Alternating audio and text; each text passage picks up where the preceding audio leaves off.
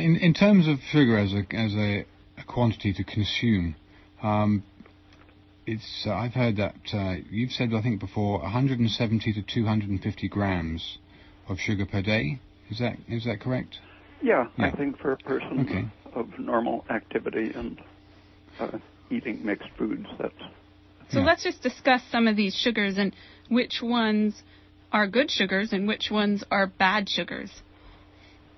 Lactose has a lot of special properties, so it's a very good sugar. It's somewhat slowly absorbed, but it stimulates digestion, so it's something that people often overlook as a sugar.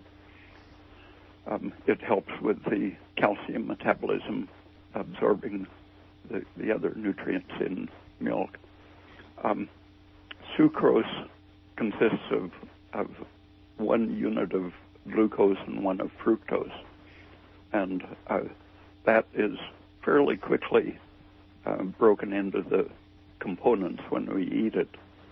And the glucose stimulates insulin, and when they're eaten together, fructose, besides not itself stimulating insulin, it actually slightly inhibits the release of insulin.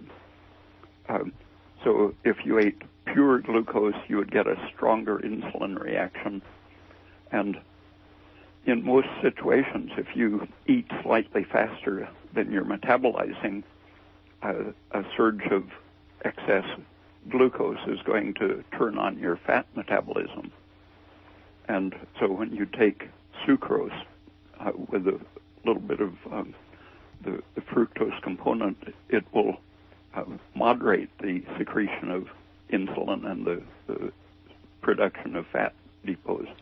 Okay, because if something stimulates insulin, if a sugar stimulates insulin production, then your liver's not happy and you store that sugar as fat. So we want to be eating the types of sugars that don't strongly stimulate insulin so we can use the sugar in our liver and stimulate metabolism.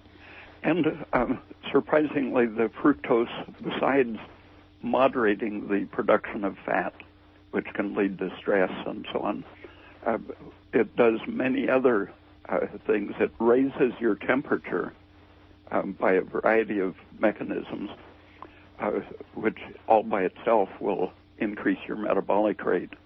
And it increases your conversion to energy of carbohydrate by about 20%.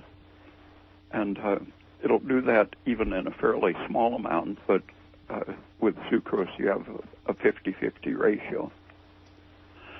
And it activates several components of the thyroid system better than glucose even.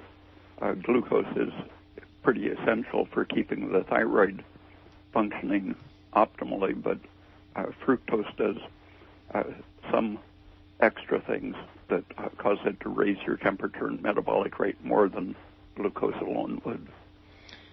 So the foods that these sugars are found in are fruits primarily? Mostly fruits. Mostly fruits, and honey and white sugar are also have a little bit of fructose in them as well.